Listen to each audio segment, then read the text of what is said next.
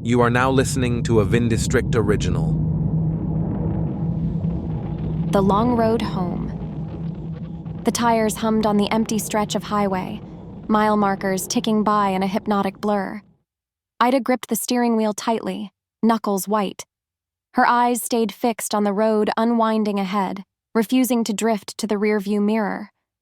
If she looked back, the memories would swallow her again, and she desperately needed to keep moving forward.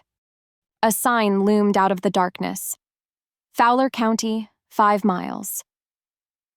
Ida's heartbeat quickened. Nearly home. The word tasted bitter.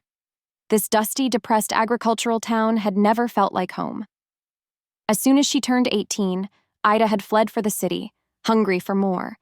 And she'd found it. Success, adventure, love. For a while.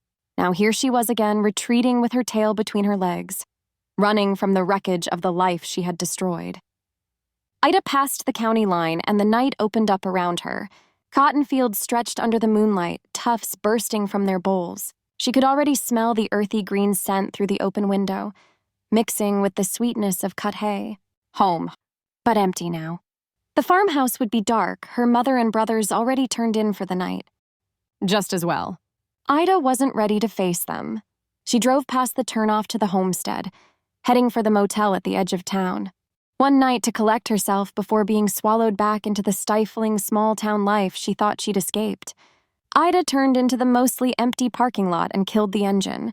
For a long minute, she simply gripped the silent steering wheel, staring blindly through the windshield. She blinked fiercely against the hot pressure building behind her eyes. Crying wouldn't change anything now. With a deep breath, Ida stepped out into the thick night. The air was heavy, holding the threat of rain that wouldn't come. She walked steadily to the motel office, head high, running away, but not broken. Not yet. The board clerk barely looked up as Ida requested a single room. $40 per night, he muttered, sliding a key card over the counter. Ida paid cash from her dwindling reserves and took the key. The door to room 108 creaked open to reveal dingy teal carpeting and outdated furnishings. Ida flicked on the light and froze. Mirrors covered every wall, throwing her reflection back at her from all sides. The bright fluorescent lighting illuminated every exhausted line on her face, every bitter crease along her mouth. For a wild moment, Ida thought she saw a stranger staring back. Then she remembered this was who she was now, who she had made herself become. Ida threw her bag onto the sagging mattress. She would never sleep surrounded by the accusatory glare of so many reflections. Grabbing a towel, she headed for the communal shower at the end of the row. The yellowed walls provided some relief from her own image. Ida stripped mechanically and stepped under the weak spray, closing her eyes. She braced her palms against the cool tiles and let the tepid water sluice away 2 days' worth of driving grit and anxiety. If only it could wash away the memories just as easily. Ida had no one to blame but herself. Her ambition had grown restless in their tiny Midwest town, hungry for more than her 4 walls and easy security could provide. And when the opportunity came to take a job on the fast-paced West Coast, Ida leapt at it. Garrett had sacrificed his own career to move with her there. He never complained. Never reproached Ida for uprooting their quiet life. He loved her, trusted her. While Garrett worked long hours setting up his new accounting business, Ida thrived in her executive role at an upscale PR firm. She spent long nights networking, impressing new clients at flashy industry parties, basked in their flattery and admiration. She told herself the late nights with clients were just part of the job, that she could keep the professional charm separate from their personal life. But the lines had blurred, drinks turned into dinners, business trips into hotel rooms, always stopping just shy of the point of no return. At least that's what Ida told herself. Until the firm's biggest client invited her on a weekend yacht trip to close the deal. And she went. She didn't have to. She chose to.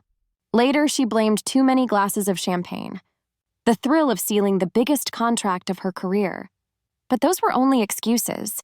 Ida knew she'd crossed the line willingly, recklessly. It was just once, she told herself after. The client swore discretion.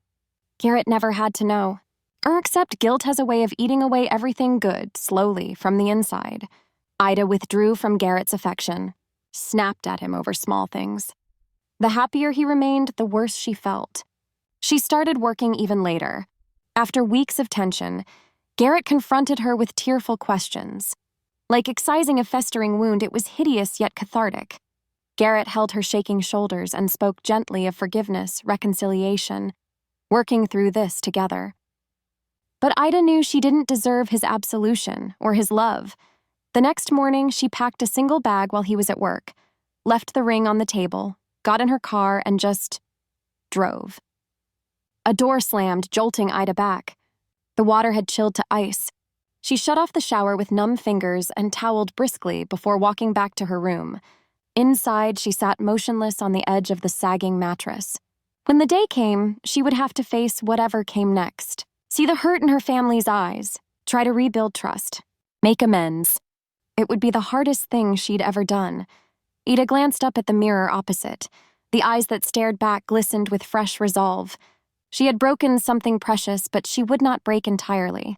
She had fallen, now she would walk the long road back. Ida laid back atop the sheets, still damp hair soaking the thin pillow. As the blackness softened to gray outside the window, her eyes drifted closed. The memories would come again, she knew. But this time, she would not look away. Ida would meet them clear-eyed, and she would keep moving forward. To be continued.